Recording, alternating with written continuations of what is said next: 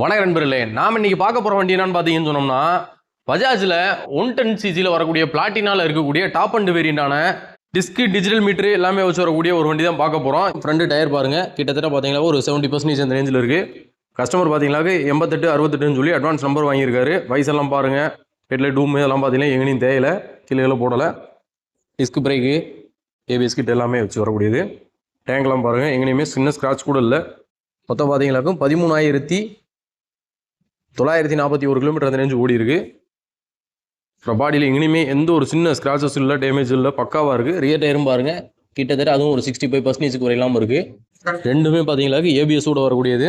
Tail light அந்த கவுல் எல்லாமே பார்த்தீங்களா எங்கேயுமே டேமேஜ் ஆகலை. சென்ஸ் ப்ராக்கெட்லாம் பார்த்தீங்களா கிட்டத்தட்ட ஒரு ஆஃப் கண்டிஷனுக்கு மேலேயே இருக்குது. சைட்லலாம் பாருங்கள், டோரு டேங்க்லாம் பாருங்கள், லெஃப்ட் சைடு தெளிவாக இருக்குது. இந்த 2023 மாடலுக்கு நம்ம கம்பம் நாகார்ஜுனா மோட்டார்ஸில் நாங்கள் எதிர்பார்க்குற வேலை பார்த்தீங்களா 59,000 அந்த ரேஞ்சு எதிர்பார்க்குறோம். நேரில் வாங்க, அதுலேயுமே எங்களால் எவ்வளோ பெஸ்ட்டாக பண்ணி தர முடியுமோ பண்ணி தரோம். நன்றி, வணக்கம்.